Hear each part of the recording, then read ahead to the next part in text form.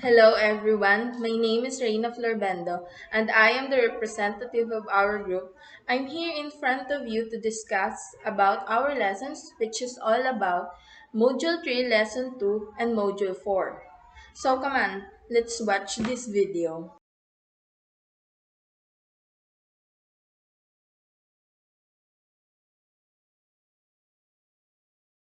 So first, we will discuss all about the Module 3, Lesson 2, which is the Alfred McCoy's Philippine Cartoons, Political Caricature of the American Era. In simple terms, Alfred McCoy's Aparceto depicts the injustices and unfair treatments experienced by the tenant farmers. This political caricature clearly illustrates how landowners injury strip the tenant farmers of their rightful Philippine political cartoons gained full expression during American era. Filipino artists recorded national attitudes towards the coming of the Americans as well as the changes more and times. So, what is caricature?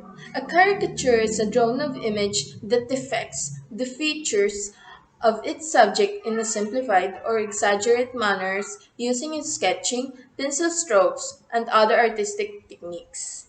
Caricature can be insulting or complimentary, and they can be drawn for political or entertainment purposes. Caricature in literature are created by exaggerating personality, behavior, and physical appearance. They are designed to prove a hilarious or horrific effect, or to convey a subtle political or human behavior point. Caricatures are a type of satire when they are used to illustrate human flaws. Here are some examples of Philippine cartoons, political caricature of American era, 1990-1941.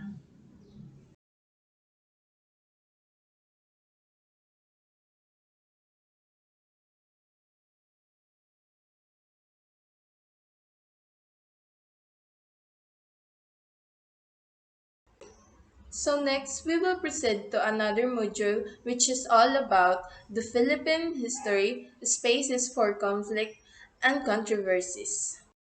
So, we already know some important details about the background of our country, in which our country truly experienced many conflicts and controversies. And now, I will discuss this to you so all of us will learn about this topic. So, we have here our introduction. Making sense of the past. Historical interpretation. History is the study of the past, but a more contemporary definition is centered how it impacts the present through its consequences. Historical interpretation is a process by which we can describe, analyze, evaluate, and create explanation of past events.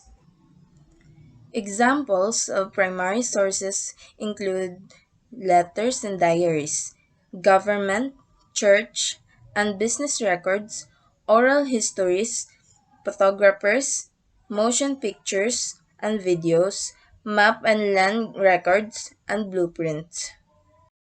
Geoffrey Barraclough defined history as the attempt to discover, on the basis fragmentary evidence, that significant things about the past.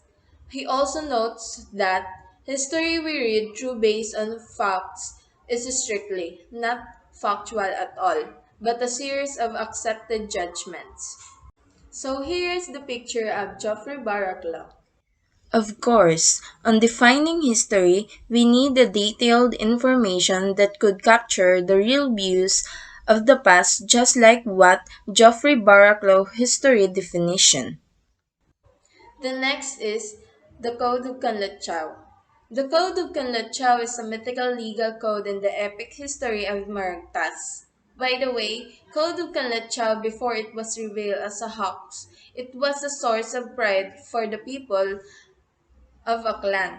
In fact, a historical marker was installed in the town of Bataan, Aklan in 1956 with the following text. Code of Kalanchaw. Dato Bendahara Kalanchaw, third chief of Panay, born in Aklan, established his government in the peninsula Batang Aklan Sakop. Considered the first Filipino lawgiver, he promulgated in about 1433 a penal code now known as a Code of Kalanchaw containing 18 articles. Don Marcelino Aurelia of Zaragoza, Spain, obtained the original manuscript from an old chief of Panay which was later translated into Spanish by Rafael Morviedo Izamani. The first picture is Dato Bendihara Kalanchao, third chief of Panay born in Aklan. Then the next, we have here William Henry Scott. Scott is a doctoral candidate in the University of Santo Tomas, UST. He defended his research on the pre-Hispanic source in the Philippine history. He also attributed to the Code of Historical Friction, written in 1913 by Jose E. Marco, entitled Las Antiguas Leyendas de la Estra de Negros. So, this is William Henry Scott picture. Also, we have here Jose E. Marco. So, Jose A. Marco, he was a prominent Filipino historian, did not dissent to Scott's findings, but there are still some who would like to believe that the code is a legitimate document. So let's move on to the interpretation of the past. History is interpreting the past, it is a spin on the historian facts. Historians say that they believe in the past and attempt to explain why and how things happen as they did, and why particular elements in the past are important.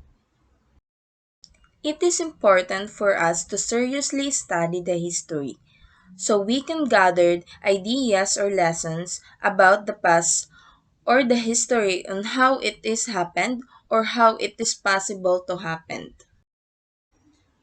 So next is Sa Aking Mga Kabata. Sa Aking Mga Kabata is a poem written by Jose Rizal when he was 8 years old and one of the most Rizal prominent work.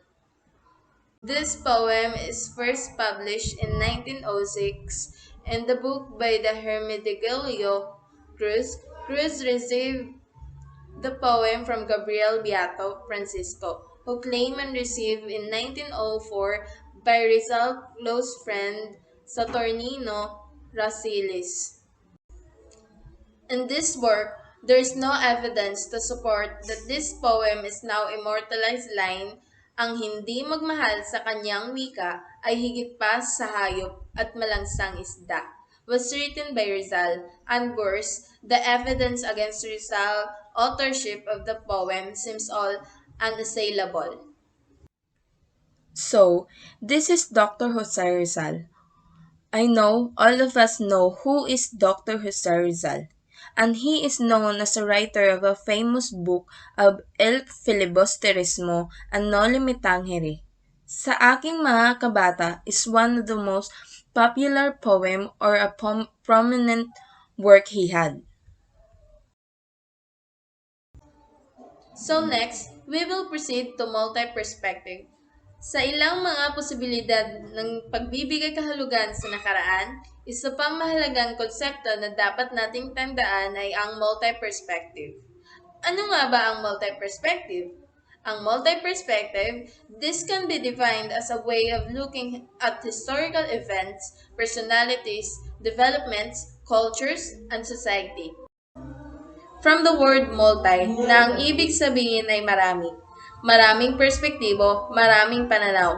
Ito yung paraan ng pagtingin sa mga pangyayari, posibilidad, mga pagbabago, kultura, at lipunan sa iba't ibang pananaw. Bilang isang historian, kailangan nating tignan ang isang bagay sa iba't ibang pananaw. Halimbawa, pag sinabi nating kaunlaran, ano nga ba ang kaunlaran para sa mayayaman? Ano nga ba ang kaunlaran para sa mahihirap? Ano nga ba ang kaunlaran para sa isang ordinaryong mamamayan? Ang mga ito ay may iba't ibang pananaw, pagkakakilanlan sa buhay. Ang mga historian ay nangangalap ng impormasyon at pag-aaralan ng mga ito para makabuo sila ng isang written history. When we say written history or historical writing, is by definition biased and partial contains perceptions. So it means, kahit pa ang ating pinagkuhanan ng facts or information ay isang primary sources, pero kung sino man ang historian na gumawa o sumulat nito ay base lamang sa kanyang experience o pagkakaintindi o perspektibo, ay dapat hindi tayo maging bias kung tayo man ay gagawa o maniniwala sa isang sources. So the next is the case study 1. Where did the first Catholic Mass take place in the Philippines? The first Catholic Mass in the Philippines was on Easter Sunday on March 31, 1521, officiated by Father Pedro D. Valderrama in the shore of a town islet named Limasawa in the tip of southern Leyte. Limasawa doubt as a birthplace of Roman Catholicism in the Philippines, using the primary sources available. Jesuit priest Miguel E. Bernard in his work Butuan or Limasawa, the site of the first Mass in the Philippines, a re-examination of evidence, 1981, lays down the argument that in the Pegapeta account, a crucial aspect of Butuan was not mentioned, the river. Butuan is a riverine settlement situated on the Agusan River, the beach of Masao in the delta of said river. It is a curious omission in the account of the river, which makes part of a distinct characteristics of Butuan's geography that seems to be too important to be missed. Albo's log. Francisco Albo, pilot of one of Magellan's ship, Trinidad.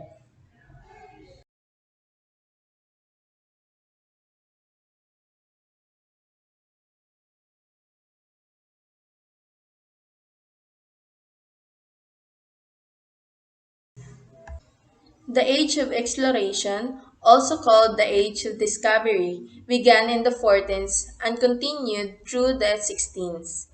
It was a period of time when the European nations began exploring the world. They discovered new routes to India, much of the Far East, and America. The Age of Exploration was a period of European exploration and colonization. Initially, the goal was to find alternative routes by the sea to get to Asia, the main source of spices and other commodities. Christopher Columbus was the first European explorer reached the Americas. Spain colonized parts of North America, Mexico, South America in the 16th century. They also reached the Philippines and claimed it for the Spanish crown. It must also be pointed out that later on, after Magellan's death, the survivors of his expedition went to Mindanao and seemingly went to Butuan. In this instance, Pegafetta vividly described as a trip in a river, but note that this account already happened after Magellan's death.